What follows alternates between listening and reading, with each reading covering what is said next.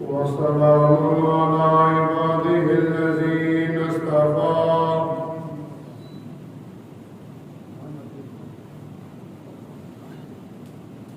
خصوصا على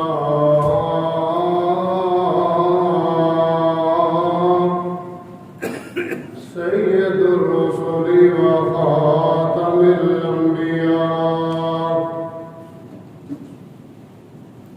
أما بعد،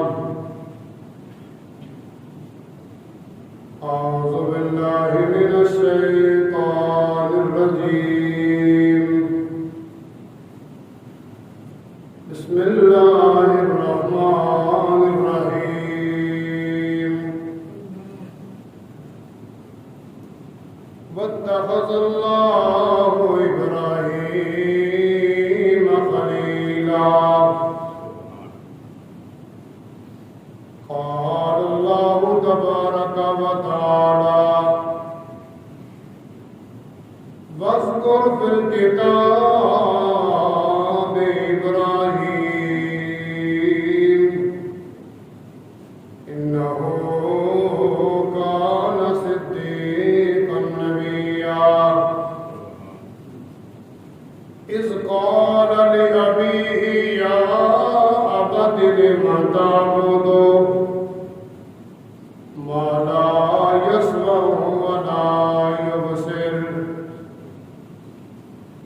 ما لا يسمع ولا يبصر ولا يغني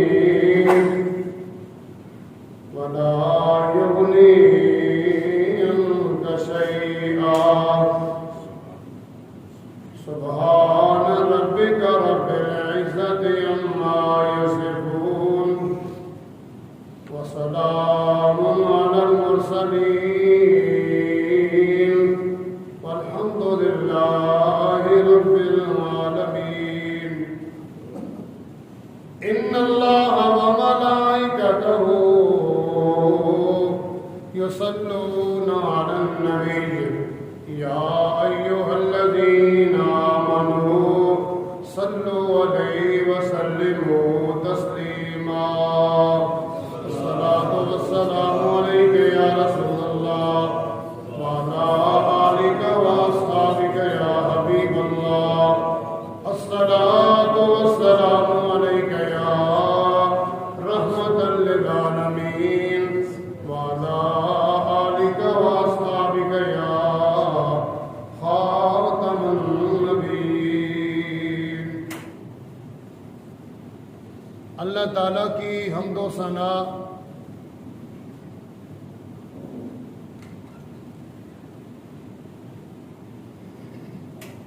اس کے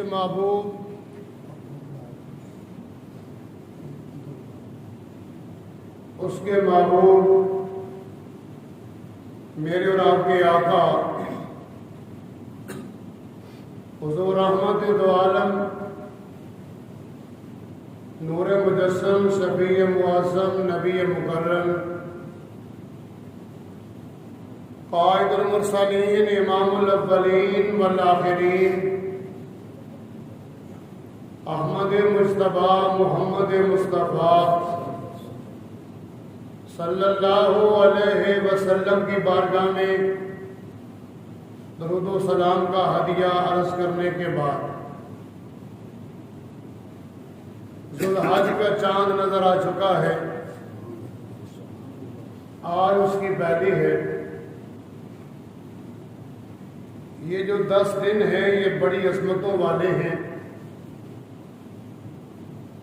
بڑی رفعتوں والے ہیں. اللہ تعالیٰ نے ان دنوں کی قسم اٹھائی ہے.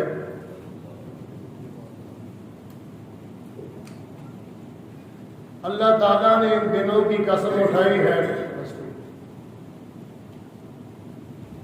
یہ قربانی کے دن ہیں اور ابراہیم علیہ السلام کی آل اسلام سنت کو تازہ کریں گے، قربانی دیں گے. آج اس ہستی کا ذکر کرنے لگا ہوں جس کو رب تعالیٰ نے اپنا خلیل فرمایا ہے۔ خلیل کون ہوتا ہے؟ خلیل کس کو کہتے ہیں؟ خلیل کا معنی ہے دوست۔ ایک بندہ وہ جو کہے کہ میرے بڑے تعلقات ہیں چیئرمین صاحب کے ساتھ، وہ تو میرے دوست ہیں۔ کوئی کہنے والا کہے کہ میرے مجسٹریٹ کے ساتھ بڑے تعلقات ہیں، وہ تو اپنے دوست ہیں۔ کوئی جج کے بارے میں کہے، کوئی وزیر اعلیٰ کے بارے میں کہے، ان سے پوچھا جائے کہ فلاں بندہ آپ کو اپنا دوست کہتا ہے، آگے سے وہ کہہ دیں کہ میں تو اسے جانتا بھی نہیں، وہ میرا کیسے دوست ہوا، میں تو جانتا بھی نہیں ہوں۔ کمال یہ نہیں، کمال یہ نہیں کہ میں کہوں کہ میرا فلاں دوست ہے، کمال یہ ہے کہ وہ خود کہے کہ فلاں میرا دوست ہے۔ ابراہیم علیہ السلام کا یہ دعویٰ نہیں، بلکہ خود کائنات کا رب اللہ جل وعلا فرما رہا ہے کہ میری مخلوق، میرے بندوں، میں نے انسانوں میں ابراہیم کو اپنا خلیل بنا لیا۔ اونچی بات سے اللہ نے ابراہیم کو خلیل بنایا۔ خلیل جس کو بنایا جائے اس کی آزمائش بھی ہوتی ہے، اس کو پرکھا بھی جاتا ہے، اور طریقہ کار بھی یہی ہے۔ جس کو دوست بنانا ہو اس کو پرکھا جائے، جانا جائے اس کا خاندان کیسا ہے، کس خاندان سے وہ تعلق رکھتا ہے، اس کا کردار کیسا ہے، پرکھا جائے، اس کو آزمایا جائے، اس کو دوست دوستوں کو آزماتے ہیں تو کہتے ہیں ٹھیک ہے جی، اگر کسی کو دوست بنانا ہے تو بندہ کا پتر تو ہونا چاہیے، انسان کا بیٹا تو ہو، اس کی شرافت کو دیکھا جاتا ہے، اس کے کردار کو دیکھا جاتا ہے، حال وال کو دیکھا جاتا ہے، معاشرے میں اس کا کردار کیسا ہے، بیٹھنا اٹھنا کیسا ہے، ان چیزوں کو دیکھا جاتا ہے۔ اگر بندہ اس کے ذہن کے مطابق پورا اتر جائے، اس کو بندہ اپنا دوست بنا لیتا ہے۔ یہ دنیا کا طریقہ ہے۔ تو رب تعالیٰ نے جس ہستی کو اپنا خلیل بنایا، اس کو رب نے ویسے نہیں بنایا، رب تعالیٰ نے اس ہستی کو آزمایا ہے۔ آزمائشوں میں قرآن کہتا ہے خلیل اللہ آزمائشوں میں پورا اترے۔ جب وہ پورا اترے تو رب نے فرمایا ابراہیم تو میرا خلیل بن گیا، اور کائنات والوں کا میں نے تجھے اپنا پیشوا بنا دیا۔ دنیا والوں کے پیشوا بنے، اللہ کے خلیل بنے۔ چند چیزوں سے دوستوں کو آزماتے ہیں۔ بندہ مالدار ہو تو آزمایا جاتا ہے کیا یہ کنجوس تو نہیں، اپنا مال و دولت مجھ پہ خرچ کرے گا یا کہ نہیں؟ مال و دولت بھی خرچ کرے اپنے یار کے اوپر، اور پھر وقت آئے دوست کہے یار میرے لیے ملک کو چھوڑ دے، تو دوست کے لیے ملک کو چھوڑ دے، کوئی کہے یار میرے لیے اپنی اولاد کو چھوڑ، تو دوست یار کے لیے، سجن کے لیے اولاد کو چھوڑ دے، کوئی یار کہے یار میرے لیے اپنی جان ہی دے دے، تو جان دینے کے لیے جو پورا اترے، تیار ہو جائے، ساری چیزوں میں کوئی بندہ پورا اتر گیا۔ دنیا میں ایسے نہیں ہوتا کوئی کسی کے لیے جان دینے کے لیے تیار نہیں ہوتا، نہ کوئی جان دیتا ہے، نہ کوئی اولاد دیتا ہے، اور نہ کوئی بندہ مال دیتا ہے۔ یہ جھوٹی دوستیاں ہیں، یہ فراڈی ہیں، فراڈی دوستی کا دعویٰ کرنے والے مکار ہیں، ان کی دوستیوں پہ نہ جانا۔ آج پیسہ آیا کہ آ گیا تو ان کے ذہن ہی بدل گئے، انہوں نے بندے کو بندہ بھی نہ سمجھا۔ رب تعالیٰ نے اپنے خلیل کو آزمایا، رب نے فرمایا ابراہیم تو میرا خلیل ہے،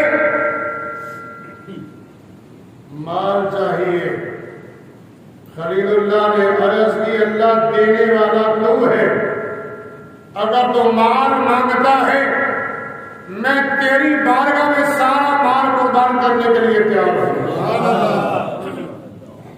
اللہ نے فرمایا اے پیارے ابراہیم میری رضا کے لیے وطن چھوڑنا ہوگا، خلیل اللہ اس کی رضا کے لیے وطن چھوڑنے کے لیے تیار ہو گئے۔ اللہ نے فرمایا اے پیارے خلیل میرے لیے اپنی جان دے دو۔ ابراہیم علیہ السلام جان دینے کے لیے تیار ہو گئے اور چیہا میں چلے گئے۔ ساری چیزوں میں، سارے پرچہ میں اللہ کا خلیل پورا اتر، پورے نمبر مل گئے، تو پھر رب تعالیٰ نے اعلان کیا، فرمایا دنیا والے سن لو، میں نے کسی کو اپنا خلیل نہیں بنایا، آپ بنانے پہ آیا ہوں، تو میں نے پوری آزمائش کی ہے، ہر بات میں جو پورا اترنے والا ہے وہ ابراہیم ہے۔ دنیا والے سن لو میں نے ابراہیم کو اپنا خلیل بنا لیا ہے۔ اللہ کا خلیل بنے اور جہاں والوں کے پیشوا بنے، ان کا ذکر کرنا یہ قرآن کا حکم ہے۔ اللہ نے ہمیں ان کا ذکر کرنے کا حکم دیا ہے۔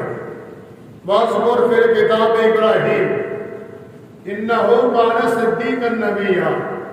اور قرآن پڑھنے والوں، قرآن پڑھتے پڑھتے اس مقام پر جب پہنچو تو میرے پیارے ابراہیم کا ذکر کیا تھا۔ سبحان اللہ۔ اللہ کیوں؟ فرمایا وہ میرا نبی ہے اور سچ بولنے والا ہے۔ حضرات عزیز وقار، ابراہیم علیہ السلام کس دور میں دنیا میں آئے؟ اس دور میں آئے جب ہر طرف اندھیرا ہی اندھیرا تھا، پوری روئے زمین پر اللہ کا نام لینے والا کوئی نہیں، شرک ہی شرک تھا، بتوں کے پجاری تھے، اور نمرود کا زمانہ تھا۔ نمرود کون ہے؟ یہ وہ لعنتی ہے جس کو رب تعالیٰ نے پوری روئے زمین کی حکومت دی۔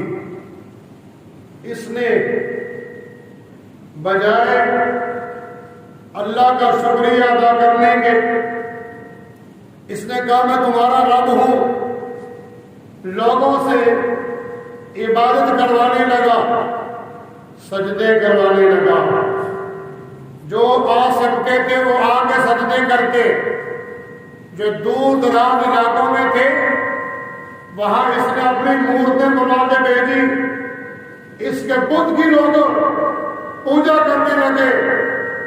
جب ہر طرف اندھیرا ہی اندھیرا چھا گیا تو رب تعالیٰ نے ابراہیم کو دنیا میں بھیج دیا. سبحان اللہ. اس لڑکے نے خواب دیکھا، بڑا ڈراؤنا خواب ہے. نجومیوں کو بلا کے کہنے لگا یہ میرا خواب ہے، بتاؤ اس کی تعبیر کیا ہے؟ نجومیوں نے کہا کہ تیری سلطنت میں بچہ پیدا ہونے والا ہے جو روئے زمین کا دین بدل کے رکھ دے گا، تیری سلطنت کو ختم کرے گا، بادشاہی کو ختم کرے گا. حضرات عزیز وقار، بادشاہ جس زمانے کا بھی ہو، ظلم کرنے میں آئے انہیں کوئی شرم نہیں آتی. جیسے آج کے حکمرانوں کو کوئی شرم حیا نہیں. لوگ بھوکے مر رہے ہیں، پیاسے مر رہے ہیں، ان کو اپنی کرسی کی فکر ہے، اقتدار کی فکر ہے. بادشاہ جس زمانے کا بھی ہو اسے رعایا کا خیال نہیں ہوتا. وہ کہتا ہے اقتدار بچنا چاہیے جیسے بھی بچ جائے، کرسی بچنی چاہیے جیسے بھی بچ جائے. نمرود کو پتا چلا کہ بادشاہ کو سو پتا چلا بچہ پیدا ہوگا بادشاہی ختم ہو جائے گی. اس نے اعلان کیا، توجہ فرمانا، اس نے اعلان کیا کہ آج کے بعد جو بچہ پیدا ہو اس کو اسی وقت قتل کر دیا جائے. اپنی بادشاہی بچانے کے لیے، اپنی کرسی بچانے کے لیے نمرود لائن نے 70,000 بچوں کو قتل کیا، 90,000 عورتوں کے عمل کروائے گئے، بڑے انتظامات کیے گئے.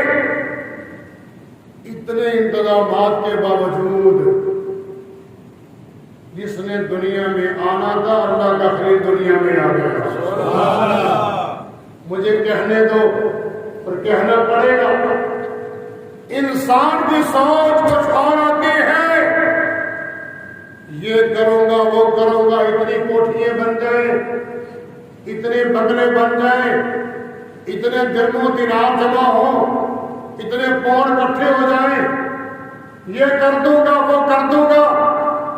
سوچ میں خود ذہن میں خدا جانے کتنے فطور ہوتے ہیں، لیکن میرے دوست ہوتا وہ ہے جو منظور خدا ہو. اچھی بات، بندے کی سوچ رہ جاتی ہے، آنے والا آتا ہے روح نکال کے لے جاتا ہے.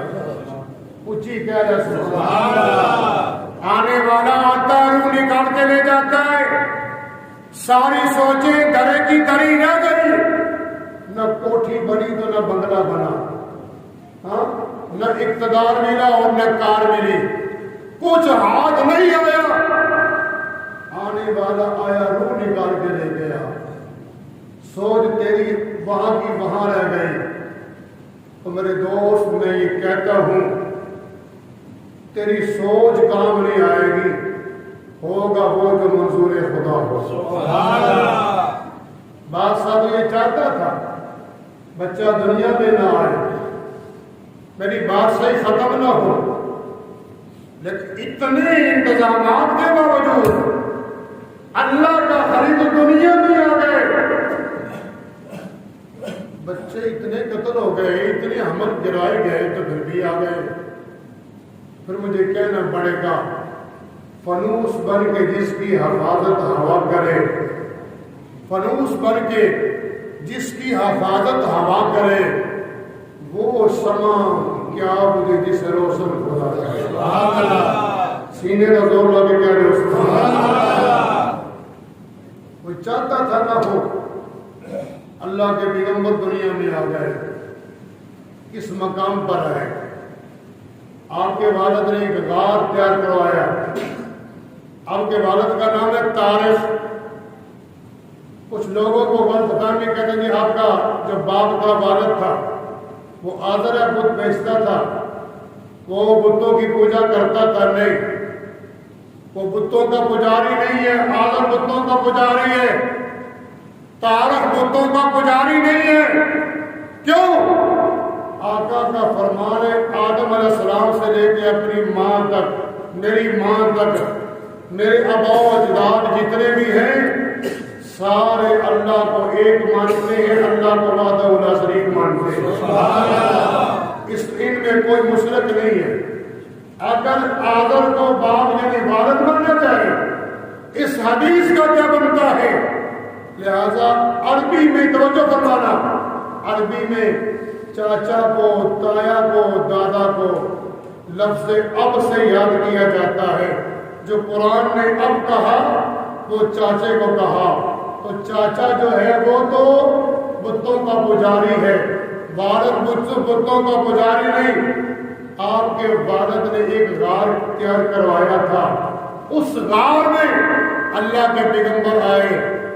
ماں کہتی ہے دنیا میں تشریف لائے، بڑے خوبصورت ہیں، انتہائی خوبصورت ہیں. بچہ جیسا بھی ہو ماں کو تو بڑا پیارا لگتا ہے، ماں تو محبت کرتی ہے. چھوٹا بچہ تو ہر بندے کو اچھا لگتا ہے، لیکن ماں ماں ہوتی ہے. ہر ماں اپنے بچے سے محبت کرتی ہے. اس بچے کی عصمت پہ قربان جاؤں وہ کتنا خوبصورت ہوگا جس کی بشانی میں نور مصطفیٰ تھا. اونچی بات سے میرے امام بولے کہتے ہیں وہ جہنم میں گیا، وہ جہنم میں گیا جو ان سے مستغنی ہوا. توجہ، وہ جہنم میں گیا جو ان سے مستغنی ہوا. ہے خلیل اللہ کو حاجت رسول اللہ کی. آخو ہے خلیل اللہ کو، پڑھو ہے خلیل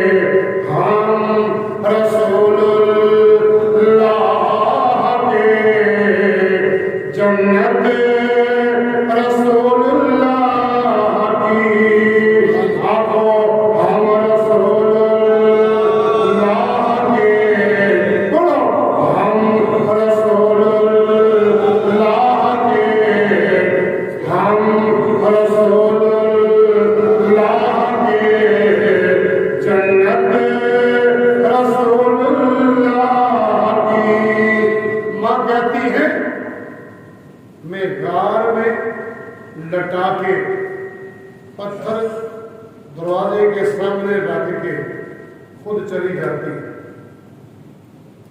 انتہائی روئی میرے بچے کا کیا بنے گا، درندے آئیں گے، بچہ ضائع ہو جائے گا.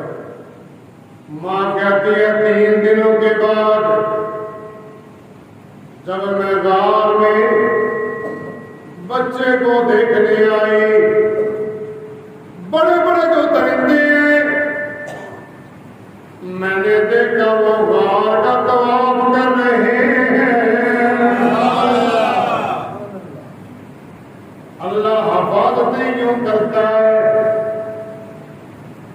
آپ 7 سال تک غار میں رہتے ہیں.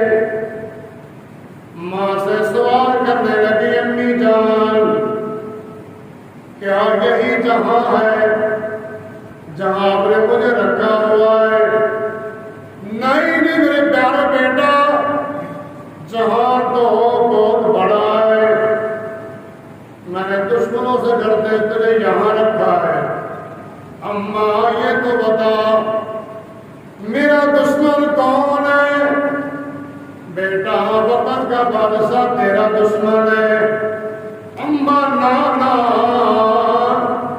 اب میں یہاں نہیں رہوں گا، میرا کوئی دشمن نہیں، اللہ نے مجھے دنیا میں بھیجا، اللہ ہی میری حفاظتیں کرنے والا ہے۔ خلیل اللہ بار تشریف لائے، وقت قلیل ہے، خلیل اللہ بار تشریف لائے، قوم کو دیکھا کوئی ستارے کی پوجا کرنے والا، کوئی چاند کی پوجا کرنے والا، کوئی سورج کی پوجا کرنے والا، کوئی بتوں کی پوجا کرنے والا۔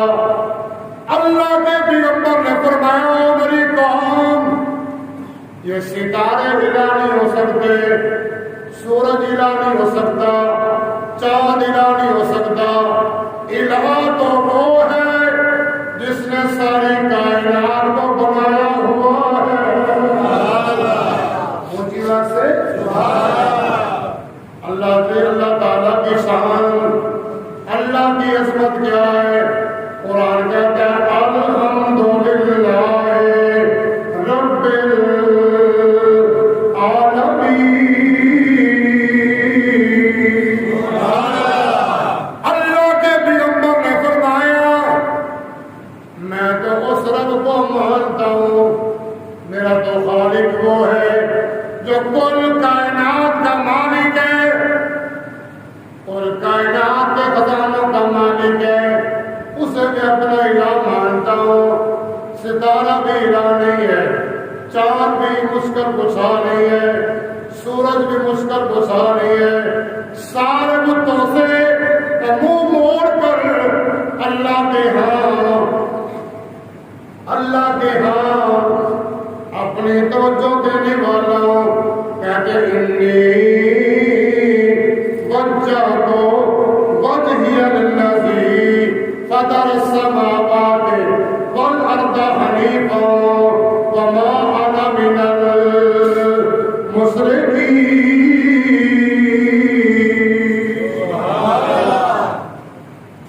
بڑے اعلیٰ طریقے سے آپ نے تبلیغ فرمائی۔ پھر وہ وقت بھی آیا آپ کا چاچا کہنے لگا او میرے بیٹا اب تو بڑا ہو گیا ہے، بت کو لے کے جاؤ بازار میں فروخت کر کے آؤ۔ اللہ کے پیارے پیغمبر نے بت کے گلے میں رسی ڈالی ہوئی ہے، اسے گھسیٹ کے لے جا رہے ہیں، آوازیں دیتے ہیں ہے کوئی بندہ ایسی چیز کو لینے والا جس میں نفع کوئی نہ ہو نقصان ہی ہو؟ کوئی بندہ لینے کے لیے نہ آیا۔ ایک مائی آواز دیتی ہے او پیارے ابراہیم یہ تو بتاؤ تمہارا باپ کہاں ہے؟ وہ تو گھر میں ہے۔ اچھا اماں کیا کہنا چاہتی ہے؟ ابا کو کیا کہنا چاہتی ہے؟ ایک خدا لینا چاہتی ہوں، بت لینا چاہتی ہوں، الہ لینا چاہتی ہوں۔ اماں مجھ سے لے لے، اس سے کیوں لیتی ہے؟ اماں یہ تو بتا تیرا پیارا خدا کہاں گیا ہے؟ اس کی تو پوجا کرتی تھی، وہ خدا کہاں ہے؟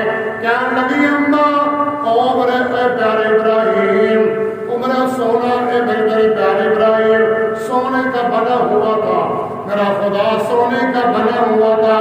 راتی چور آئے خدا نو چک کے لانے نے نواں خدا لینا چاہنیا۔ اللہ دے پیارے پیغمبر نے فرمایا اما چھوڑ وہ جو خدا مانو جنہاں دیا تنو حفاظتہ کرنیا پین آپ میرا کلمہ پڑھ لے اس خدا نے میں ملا دیا گا۔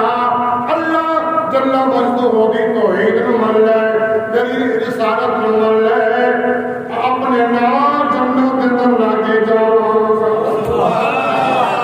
ابراہیم خلیل اللہ دا کلمہ پڑھیا مائی صاحبہ نے، شام دا وقت ہویا، اللہ دا سونا پیغمبر جاندے نے اپنے گھر دے اندر۔ باپ نے پوچھا بیٹا یہ تو بتاؤ بت بیچ کے کیوں نہیں آئے؟ اے ابا میں بڑے آوازیں دیتا رہا لین واسطے کوئی نہیں آیا۔ حضر کہنے لگا پتر کیا تمہیں پتہ نہیں اس اللہ دیا تعریفاں کرنیاں چاہیے نے انہاں دی عظمتاں بیان کریے انہاں دی شاناں بیان کریے انہاں دی خوبیاں بیان کریے لوگ فرجی لا کے جاندے نے انہاں دی خوبیاں بیان کرنیاں سن انہاں دی شاناں بیان کرنیاں سن اللہ دے پیارے پیغمبر نے فرمایا او میرا ابا کڑیاں تعریفاں کردا انہاں دی شاناں میں کڑیاں بیان کردا اللہ دا قرآن سنو اللہ دا پیارا پیغمبر بول گیا رزقان لأبی یا عبدی لما تعبدو ما لا يسمع ولا يبصر ولا يغني عنك شيئا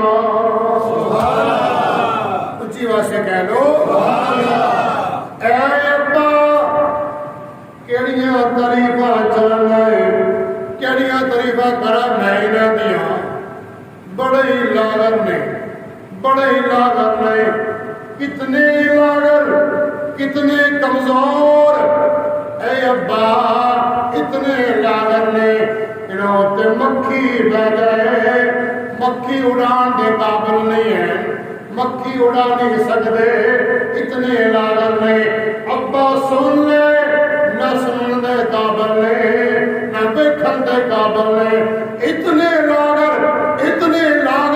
اتنے کمزور نے اگر انہوں تے کوئی مصیبت آ جائے اپنی مصیبت ٹالن دے قادر بھی نہیں کیڑیاں تعریفاں کرا انہاں دیاں کیڑیاں انہاں دیاں شاناں بیان کرا آج لوگ کی کہتے ہیں فلاں بندہ قیوم زمان ہے فلاں قیوم زمان ہے مجھے بتاؤ قیوم زمان کس کو کہتے ہیں قیوم زمان کا معنی کیا ہے قیوم زمان کا معنی ہے دنیا کو قائم رکھنے والا اللہ کے سوا رب کعبہ کی قسم ہے ہمارا یہ عقیدہ ہے اللہ کے سوا زمانے کو قائم رکھنے والا کوئی نہیں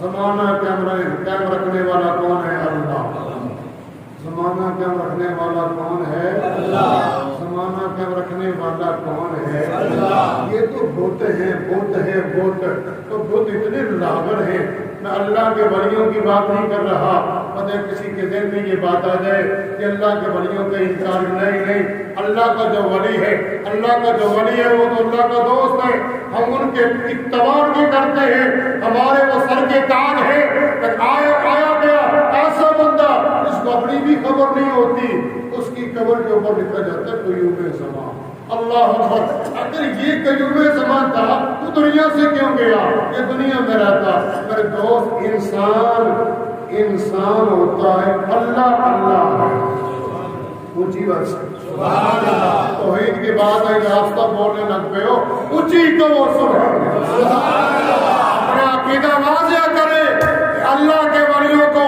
اللہ کا ہم ولی مانتے ہیں کسی بت کی پوجا نہیں کرتے نہ کسی مزار کی پوجا کرتے ہیں نہ کسی ولی کی پوجا کرتے ہیں حتیٰ کہ ہمارا تو یہ عقیدہ ہے کہ امام الانبیاء کے روزہ اطہر کی بھی ہم کبھی عبادت نہیں کرتے اللہ کے پیارے نبی کے روزے کی زیارت کرتے ہیں اس کو سجدہ نہیں کرتے حق کائنات میں اگر وہ سجدے کے لائق ذات ہے تو وہ کون ہے اونچی بات سے کر وہ کون ہے یہ بڑے لاغر ہیں کتنے لاغر ہیں بت کتنے لاغر ہوتے ہیں انشاءاللہ آنے والے جمعے کو عرض کروں گا ابراہیم خلیل اللہ نے درس دیا اور اس کے بعد ان کے ساتھ جو ظلم و زیادتی اس قوم نے کی آنے والے جمعے کو عرض کروں گا آخر